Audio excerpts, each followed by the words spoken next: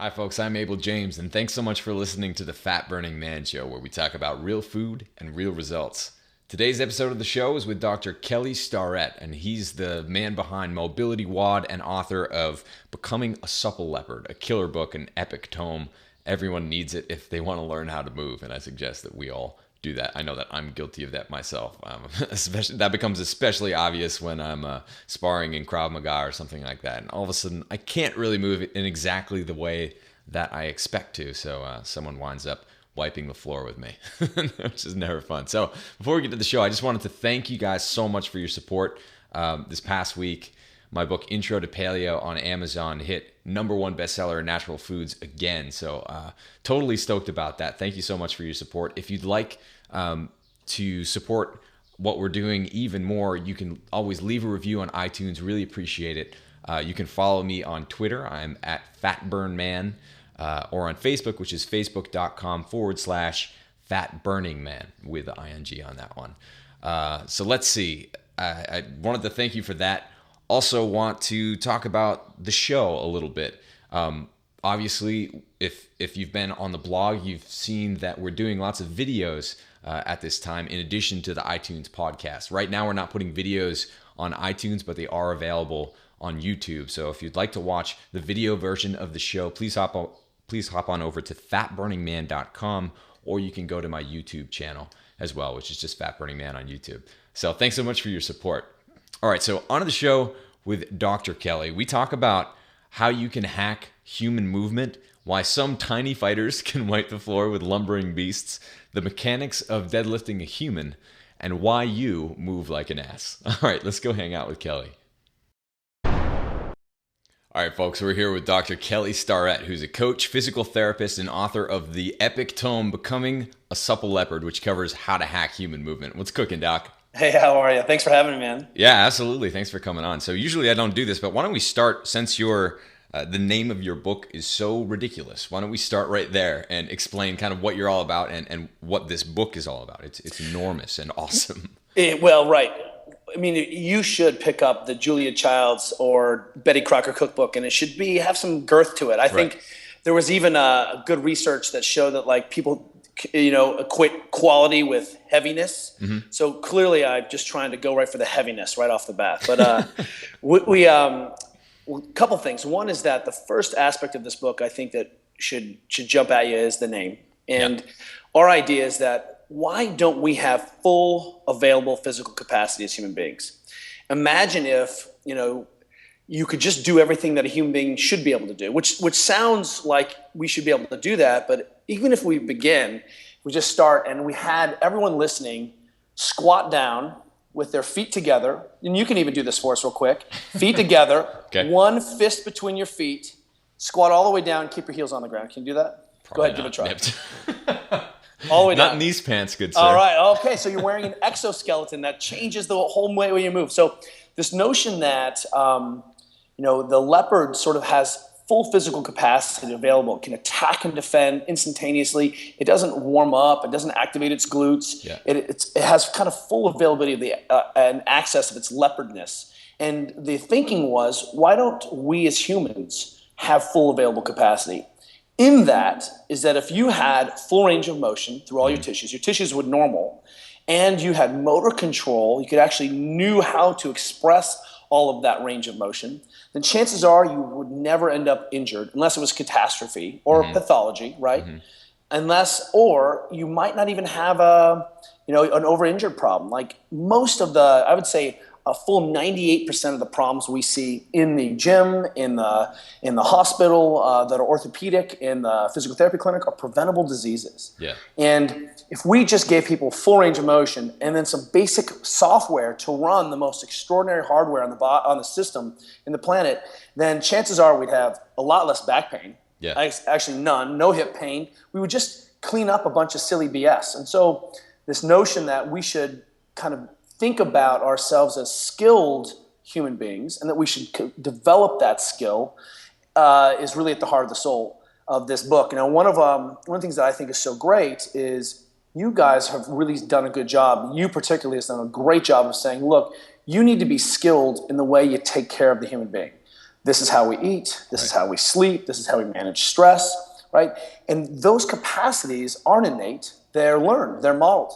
And what's happening right now is we're living in this epoch, a renaissance, where we have people for the first time kind of sharing these silos of information. There, you can talk with Matt Lalonde on one day and then have me on the next day. And I mean, and what's happening too is that people are really getting the idea that, man, if we operate under this assumption, test, retest, share, test, retest, share, suddenly we're really starting to see best practice that, Olympians are hanging out with physios, hanging out with gymnasts, hanging out with nutrition people. And for the first time, we're sort of directing people back into the center of their lives, that they are the center. They're the loci of control about leading a more fulfilled life and certainly a pain-free life. Now, the problem with kind of the way we've traditionally addressed, injury and dysfunction is that we wait until we have a problem. We wait till we have some pain. Sure. Right. This is it's in engineering. It's called a lagging indicator. It's like saying, hey, the toast is done. How do you know the toast is done? Well, your house is on fire. So, or driving your car until it blows up, and then deciding to put engine oil in. Well. What we need to do is we need to have a better model, and that model is position. And is that if we can get people to understand some basic framework for how their body works, then really what we can do is we can start to understand where I'm having problems, and then I should be able to fix it myself. Why? It's my human right to be able to perform basic maintenance on myself. And every human being should be able to, if you have knee pain, you shouldn't go see your physician. You should take a crack at fixing your own knee pain. That's your human right. And it shouldn't be the embodied knowledge of a few kind of select people. That stuff is free information. So what's happening now is we're starting to see people who say, hey, look, I've got half of the equation down. That half of the equation is lifestyle, it's sleep, it's nutrition. If you have right lifestyle and right movement, chances are you're going to be 110 years old and pain-free when you're 110. And, I plan on stealing a Corvette with my wife when I'm 90 and racing it away from the cops. I mean, this is the goal, right? I love that. And that's such a good point too about just the way that everything is going in terms of information. In the past, historically, it seems like we've had these little pockets of knowledge, but the experts, if you will, in those pockets or in those rabbit holes didn't really communicate. It wasn't a dialogue between them. But now what we're seeing is these people from different domains, whether it be in the mechanics of movement or in nutrition, are starting to talk to each other, and that cross-pollination leads to some pretty amazing results. Well, and to your point, and here's the deal, is also that it's not like we're the first people who have taken a crack at this. I mean, this Ayurvedic model of eating, trying to balance. I mean, people have thought critically about the condition of the human being for, as long as there have been human beings. In yoga, they're not talking about aligning the chakras when you put your palms together over your head. They figured out that was the most stable position for the shoulder when the arm was overhead. Well, so did the Olympians, Olympic lifters, so did the swimmers, so did the gymnasts. And finally, we have a chance and an ability to connect the dots on these things. And what I think is really great is that there was a great thinker, Buckminster Fuller. Most people have heard of that guy, right? The buckyballs, the Fullerenes. But he had this great concept called mutual accommodation, and that systems that are intrinsically correct and inherently not flawed with type 1 errors all mutually should fit up. They should accommodate each other. They should integrate. And what you're seeing is that it's almost like an emergent phenomenon, like building an ant pile. What we're seeing is that the people from nutrition have found we have best practice. And by the way, how do we know that? Well, your triglycerides go down, you lose a bunch of weight, and your performance goes up. And then when you move correctly this way, you're not as stiff and not as inflamed. And suddenly we start to see that there's this best practice model that's coming about, and all of these systems are perfectly integrating. They're dovetailing. And what I'll tell you is that if you are listening to this podcast and think to yourself, I'm not an athlete, we're talking about how you move through the day. We're talking about that, you have to have an understanding of how the biomechanics works. If you stand like a duck, if your feet are turned out, for example, one of the things that you're doing is you could potentially take 10,000 steps a day. 10,000 steps. Why? Because you're a human being, right? You're busy. That's sort of our model for background activity, right? 10,000 steps. Well, that's 10,000 loads where your ankle collapses, 10,000 valgus knee movements, 10,000 impinged hip movements, 10,000 loads on the bunion on your big toe. And suddenly we multiply that times 70,000 a week, and it's you can start to do the math on that, $250,000 a month. Yeah. And it's like eating a Skittle every single, oh, I'm out of a Skittle, put another Skittle in my mouth, right? And just like, let me just create diabetes creeping. Well, let me just create all these orthopedic problems. So what's great is when we start to give people a template for how they work, what we're doing now finally, and thank goodness we're doing it, is that we're finally figuring out what I call iPad technology, right? You know what the science is. Matt Lalonde, you get into his brain, it's a dark rabbit hole of amylases and this inhibitor and upregulate, right? And small gut chemistry. But the application is simple. Don't eat sugar. Probably don't need to drink any alcohol when you're traveling. You probably should really try to limit your carbohydrate intake, right, to quality carbohydrates.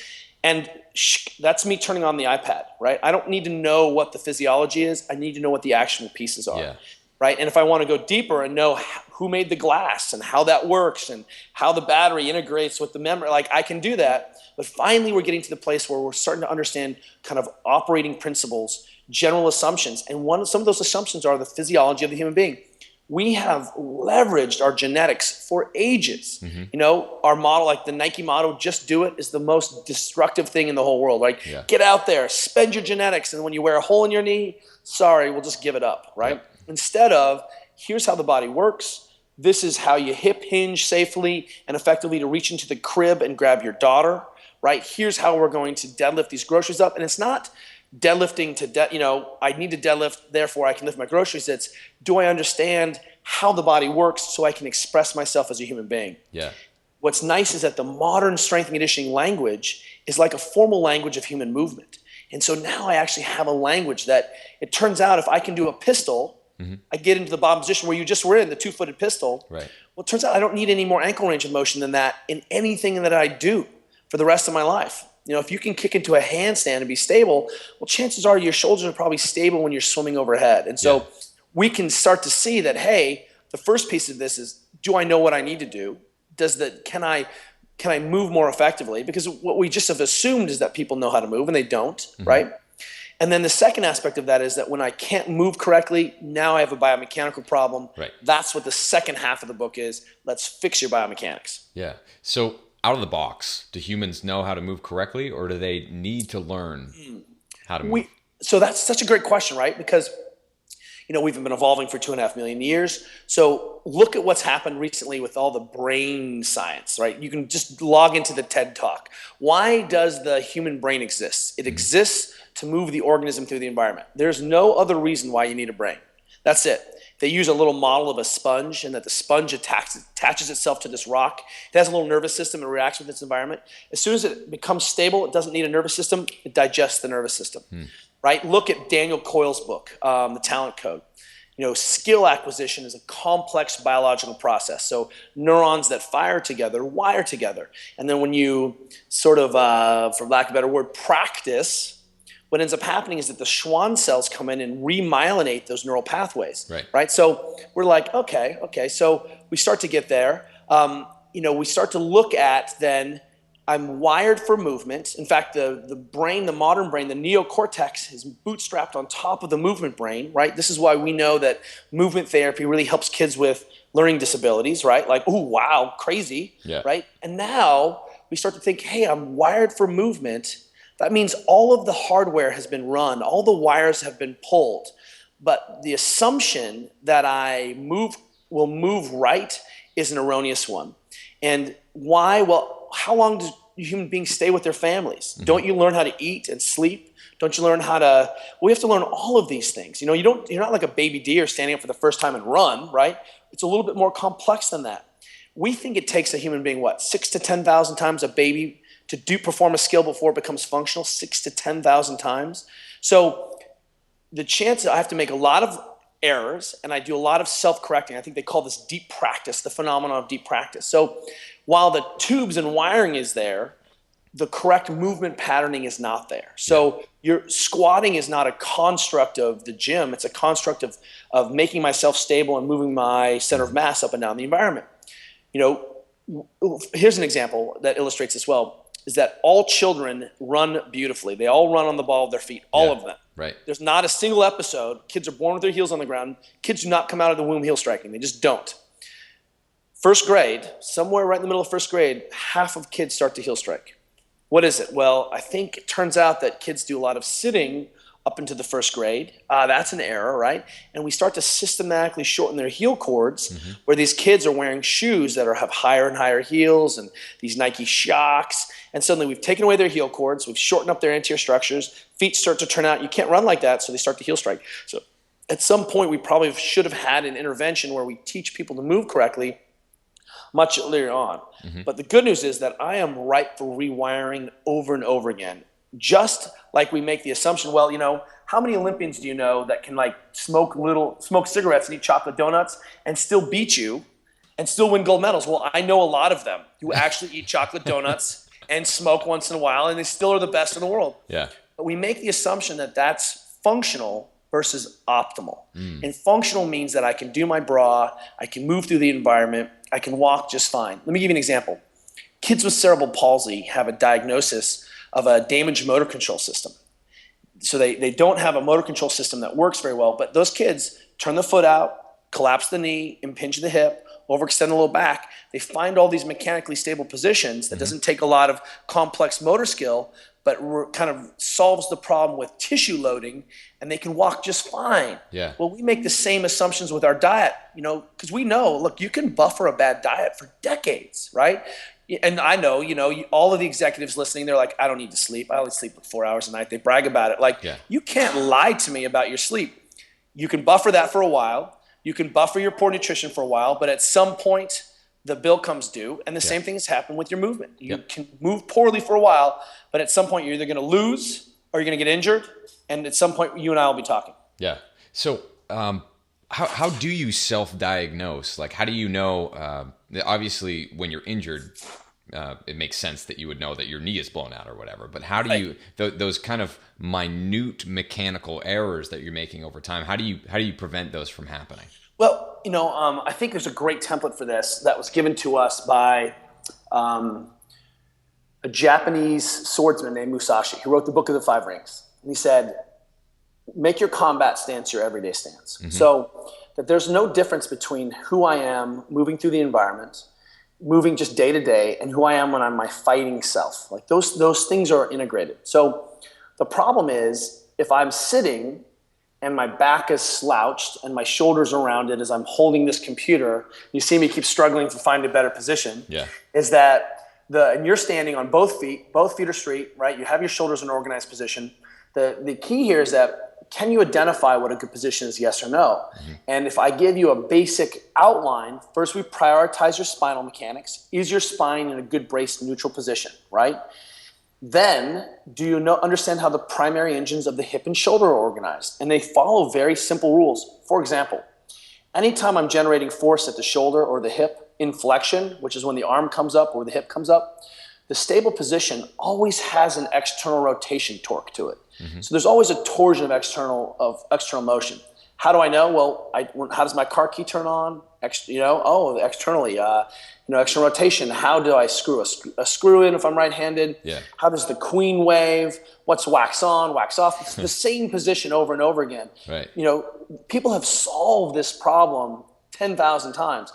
If I don't understand what the stable position is, which happens to be lotus, right? That externally rotated position in lotus, then we start to default into some unstable positions. So if I understand I need to prioritize my spinal mechanics and then understand how the primary engines are loaded, I could probably take off 90% of the problems that I see. And then all I'm doing with exercise is challenge the robustness of my position. So what we really are saying is, hey, are you a skilled human, yes or no? Skilled human means that I can express all the things and all the movements that a human being should be able to do. And then, by the way, I can do that under load. And if I ran around the building and breathing hard, I could probably still do it. And if we're competing, I could still do it. And if you ask me to do more than one, I could still do it. And as a side effect of challenging this kind of these fundamental archetypes of shape, these archetypes of position, what ends up happening is I'll probably be very fit, I'll probably not have any pain, and I'll never get injured. Right? Sign me up. I like that. So I had a bunch of friends over the other night, and some of them are fighters into MMA, and I do Krav Maga and that sort of thing. And we were talking about not just like brute strength that people have, which is pretty easy to measure. And, some people are just bulkier than others, have totally big muscles or something like that. So they look like they could beat the crap out of you. Right. But and what do we told people forever? We're like, hey, just get stronger. Like it's the solution, right? Exactly. Oh yeah. At some point you just need to get stronger. Well, how strong does these MMA fighters need to be? They need to squat 600 pounds? Yeah. 700 pounds? So keep going. So then, but once you throw them in the ring, like the guys who have that, it's so hard for them to talk about it because it's not like a strength that you can measure. They can just move. And when they hit you, it is something that's, it's 3 times stronger than the dude with the huge muscles coming after you. It's this thing that's so tough to describe. So that's the mobility and mechanics of that. It's not even just tough to describe. Okay. How Dave Correa says what? Position before submission. You ever heard that before? Yeah. Well, what we're really saying is, do you understand the technique? So if I'm in guard, right, it turns out that protecting your hand, putting your hands over your face to protect your face, is putting the shoulder into external rotation and the wrist, and I'm in a stable position. Yeah. That if I'm grabbing your gi or your shirt and creating that torque with that elbow in position, that obeys the same principles of the shoulder. Remember these mutually accommodating systems. Mm-hmm. One of the things that happened when I wrote the book is that I got to go behind the scenes everywhere. I mean, everywhere. I've had my hands on Forrest Griffin. I've worked with the NBA. Choose a sport, choose an elite military group, choose a university. I've been there. I've seen everyone's dirty laundry. And it turns out that the principles are the same over and over again. Yeah. And Erwan LaCour, he's a brilliant instructor and says a lot of fundamentally, foundationally right things. You need to be a great swimmer. You need to be a great runner. You should be able to climb. You should be exercising outdoors. You should attach some kind of light, practice of thoughtfulness to your life, right? But one of the things I think he's fundamentally wrong on is that he says things like, well, the gym is artificial and it doesn't transfer to real life. And as case in point, give me a really strong kid in the gym. Now let's put him in the ring with an MMA fighter, and that fighter's going to take him apart because the person is much more efficient.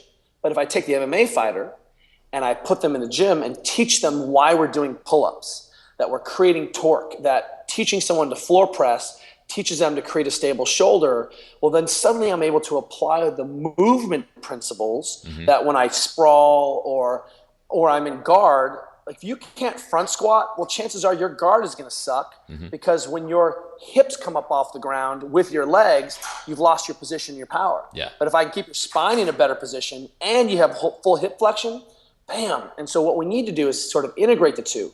The other problem with this is that in sport, it's become really difficult for people to see what's going on. Like you have to be a skilled person to really understand the nuance of position mechanics, right? The thing, this unquantifiable thing, I don't know why that guy hits so hard, but he hits hard, or I just can't pin him down, he's so squirrely, right? I get him in Kimura and he never works, right? Well, turns out that if I apply the movement principles in this formal language of human movement in the strength and conditioning setting, I suddenly have a diagnostic tool, right? And that means that I don't have to understand what is going on in the javelin in real time or mile 5 on the run or, chopping the wood, because I can already make the invisible visible in my strength and conditioning. So the strength and conditioning tool, because everyone now will admit, you gotta lift weights somehow. You gotta do something, right? We just had Mark Allen on our little TV show, and he's like, I didn't really become an excellent triathlete until I started weight training, right? Until I actually started getting under a barbell and moving wasn't until I became a much better athlete. And all of our modern athletes are doing some kind of strength training, right? And so are we just getting stronger and fitter? Do I really need to be stronger and fitter? Because it's not about that. It's about movement efficiency and teaching and reinforcing these movement principles, which then I can apply in my sport. Because I've worked with the Tour de France guys, and guess what? They all say that their lungs aren't big enough, right? Like, really? You're not fit? Yeah, I'm not fit. My Olympic rowers are like, yeah, I'm not fit. Like, for example, my sister is an Olympic rower, and if you've ever done any rowing on like a concept tour rowing machine, like pulling a 1:45 split is pretty legit, right? Yeah. That's 1 minute 45 seconds for 500 meters. It's a good split. It's a good working split. Well, she pulls a 1:44 for 6 kilometers, which is so fast and so freakish, right? That it's and you know what she says? my lungs aren't big enough. And the power lifters I work with aren't strong enough. And the Olympic lifters I work, so at some point, no one's strong enough, no one's fit enough. So how fit and how strong do I need to be? This is where the skilled human aspect comes into this. One of the nice things I think, or one of the things that we've been confused about, and I came from physical therapy, right? Mm-hmm. I have 15,000 correlates for human movement. That's what it means to be Dr. Kelly Starrett. I can lie you on the ground or lay you on the table and do 17 tests for lumbar stability. Or you can demonstrate your deadlift technique for me, or I can watch you squat and I'll put something over your head and I'll see all the variations in your spine. So I've got some crazy, can you get my videos doing some crazy thing? You still okay? You got me on sound? Yeah, I got you.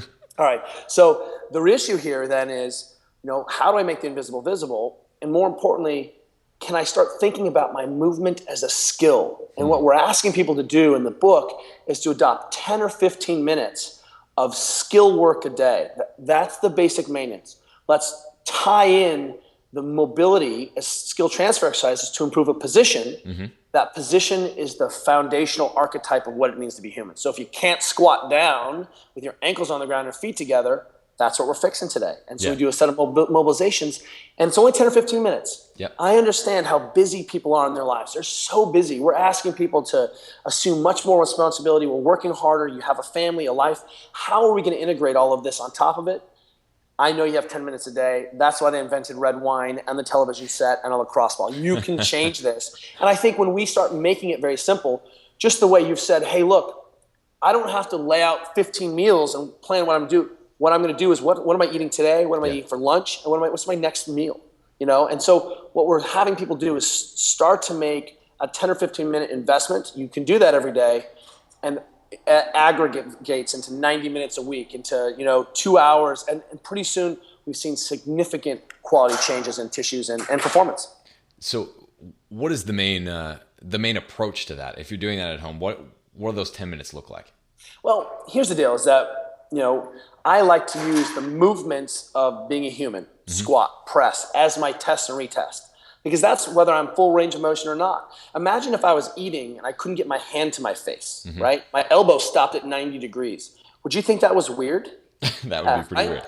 Yeah, most people are missing at least 50% of the range of motion in their hips. Really? At least 50, wow. Yeah, 50% of the range of motion in their ankles. A lot of people are missing 30% of the range of motion overhead. So no wonder you blow out your shoulder. No wonder you compensate around, right? No wonder you have plantar fasciitis and a brutally short heel cord and a bunion. Like, these are preventable problems. So take it in the context and constructive. What are the movements I need to do?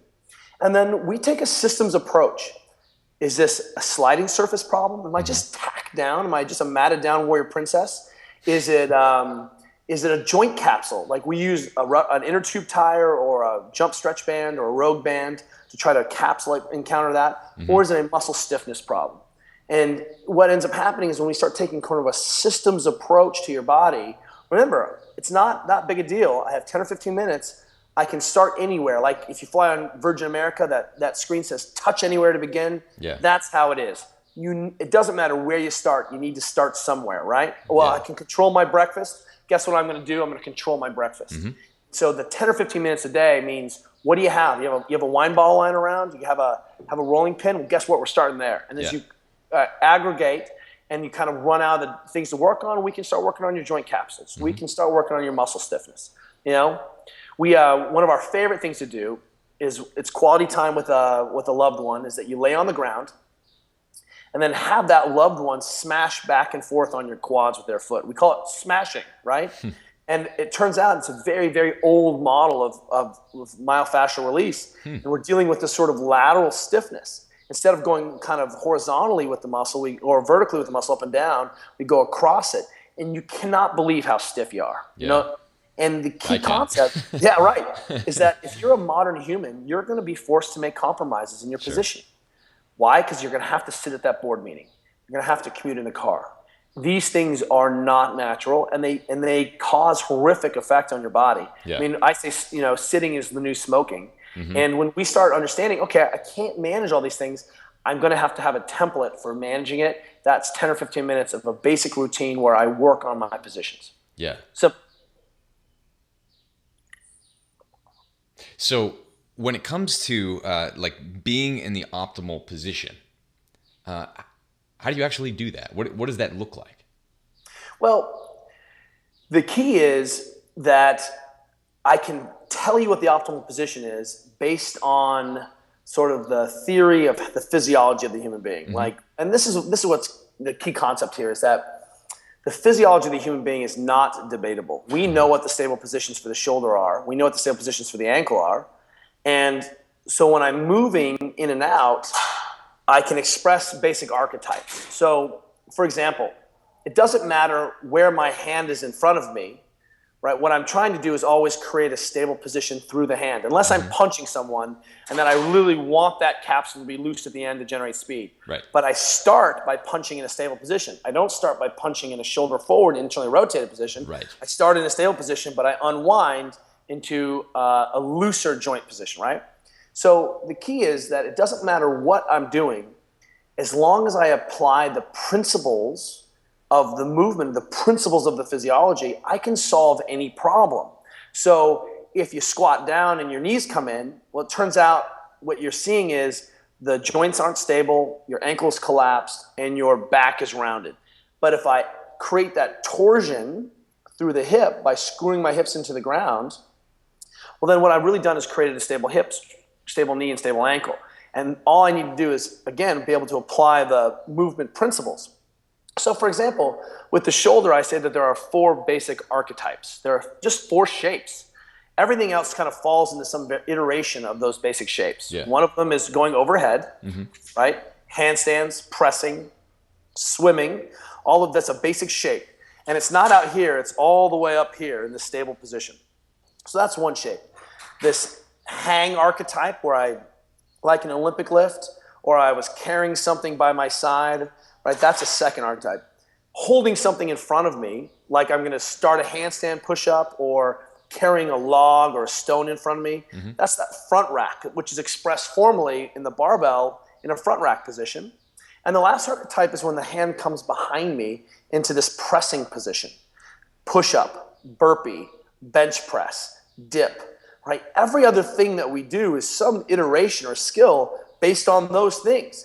If I'm fighting on the ground and I get up from a sprawl and grab someone, I go from a press archetype, right, to a, to this front rack archetype. Right. And so it doesn't matter. Suddenly you start to view movement through the lens of movement principle, and then I can ask, is the athlete in the best position? And so what's nice is that the theory sort of dictates what optimal movement looks like, and the gym is a formal version of human movement. So this is why it's so important that people kind of get out of the gym and pick up other sports and throw and climb and express. We need them to be able to express the principles. Let me use Irwan again. Pick on Irwan. He has this great idea where he puts up this video where this guy does like 20 pull-ups but can't figure out how to climb a tree. And he uses the example that, hey, look, this shows this doesn't translate. And I was like, you're right, that doesn't translate from the gym to the real world. But the problem is no one taught that guy what the purpose of doing pull-ups was. Right. The purpose of doing pull-ups is learning how to stabilize the trunk and create torsion off of the bar so that wherever I grip, I can create that stable shoulder and pull. And once you understand the principles, because that's what we teach, then all of a sudden you can apply this to unique form. So if I'm texting, for example, my head is in neutral, right? This is my neutral head position. Okay.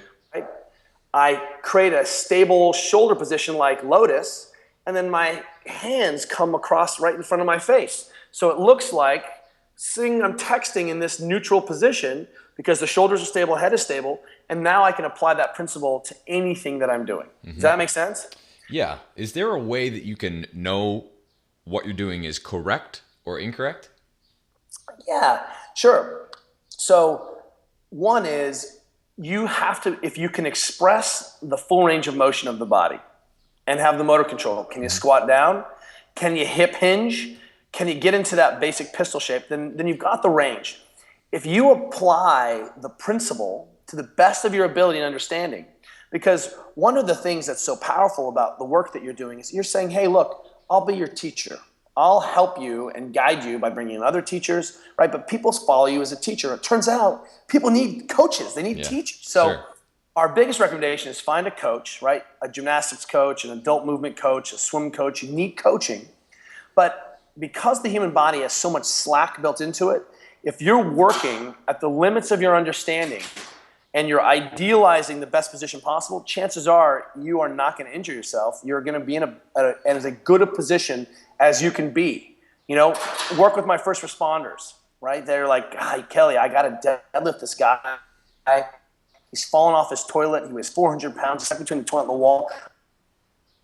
I can't get in a good position." Well, I say, well, guess what? They're like, so I prioritize my spinal position. I load my hips and hamstrings. I do the best that I can to be the best position. I'm like, did you get hurt? Did you work the limit understanding your capacity? Bam, you could probably do that for the rest of your life. Yeah. And that's where we need to go with this. Is that people are just sort of running around wildly, heel striking and moving like maniacs. And suddenly we can get them into some better shapes and better positions. And that's enough. It's really remarkable. Yeah. So how do you go from, actually I was just talking to Daryl Edwards about this on my last show. How do you go from deadlifting in the gym to deadlifting a human correctly? Well, it's the same principles. I prioritize my spine first. Mm-hmm. I load my hips and hamstrings. I bring my knees forward to just for position and tension. So the key is that if I'm learning deadlift as a 1 and 0 skill, but not a skill that suddenly transfers beyond the barbell or to a rock or to a sandbag, then I really haven't learned why I'm deadlifting, mm-hmm. right? And that, what's the point? Well, the point isn't to just be able to magically deadlift to the object. The point is to be able to have a set of movement principles that I can do cold mm-hmm. when I'm a first responder, I'm in Afghanistan, I have to pick up my kids over and over again, where I automatically squeeze my butt, organize my spine, load my hips and hamstrings, bring my knees forward to adjust for load and position. Right. And suddenly, the formalized version of the gym means that I can go and move that heavy planter on my patio without fear. And that's the problem, is that we haven't sort of connected the dots for people. Yeah. And what I love is that, this sort of natural movement therapy that's out there with MoveNat and these guys, what they've really done is they've reinvented strongman. Congratulations. Now we're moving objects and rocks. And no wonder strongman is so important and why we have axles and stones at our gym, because we want people to handle odd objects. Show me you can clean this sandbag using the principles of the formal clean. Yeah. Then express that when you're at our breakdancing class, because it's the same principle, right? That's awesome. And so I think that's when we give people that breadth of experience, and they really need that breadth of experience. Yeah. A lot of people haven't been able to connect the dots. What we've said is be brutally fit, be brutally strong. I'm like, okay, I'm fit, I'm strong, but I still have knee pain. I still move like crap. Yeah. When I jump and land, my feet turn out, my knee comes in. And look, you would think that, look at the ACL injury rates in kids under 12, up 400%. Yeah. 400%. That's nuts. Don't you think we should have corrected that by now? Right. We're stronger than we've ever been. Our nutrition's better than we've ever been. What the problem is, we haven't taught kids the fundamentals of human movement. Just like we teach them the fundamentals of reading, we also need to teach adults how to move in the environment. And we take a lot for granted, but people don't know how to sit.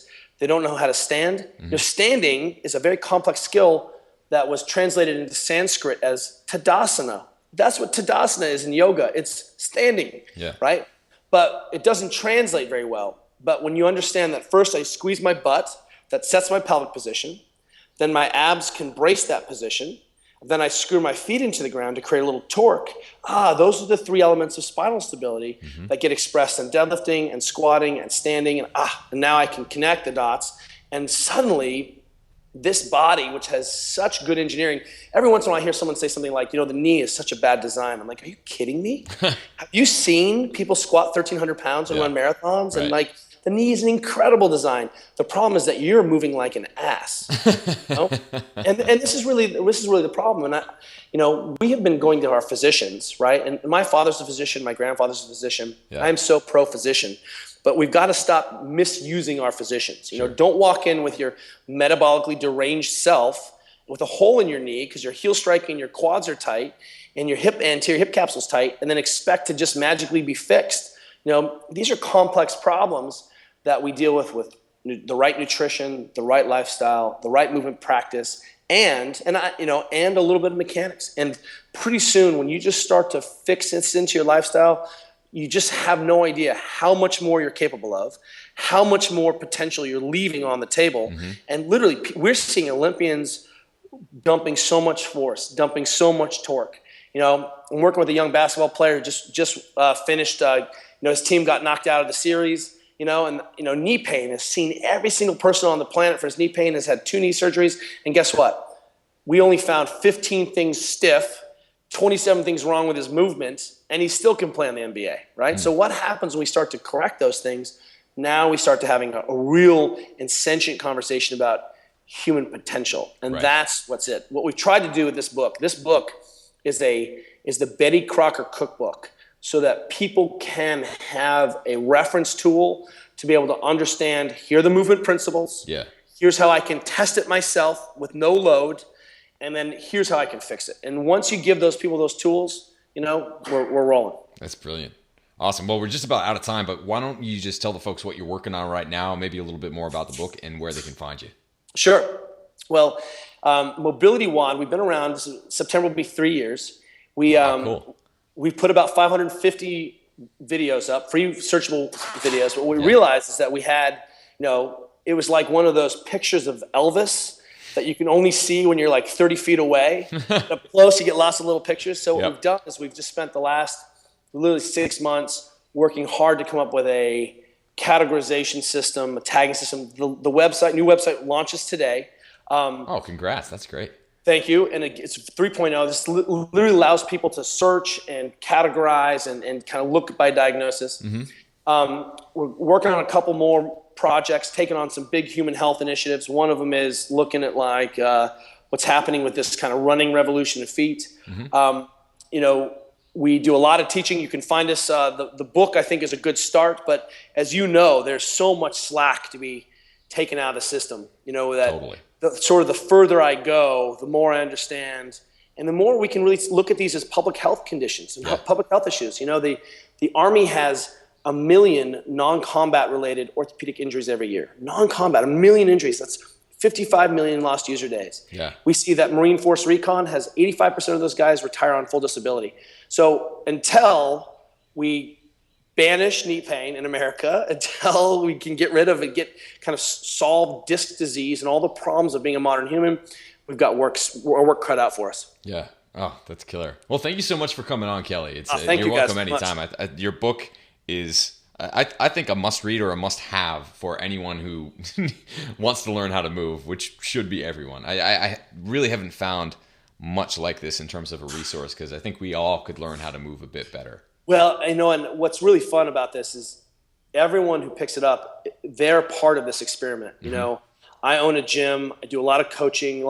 All of that language and experience has been trickled into this thing, and we're starting. Really, it's like this is a manual for you. It's a manual for the people. And one of the things we've seen is, we just got news yesterday. We made the not New York Times, the Wall Street Journal bestsellers list. Right on. Right, and it's not about me. It's about people realizing that, hey, look, I'm in charge of my knee pain and my back pain and my 5K time. I can fix it. Yeah. That's what we're doing. And this is why podcasts like yours and the work that we're doing, we've got to continue to connect these dots, because we can just correct so many things. I mean, this is socialized medicine at its finest. Yeah, absolutely. Well, thanks so much for coming on. We'll have to have you on again soon, man. My pleasure. See you guys soon. Cheers.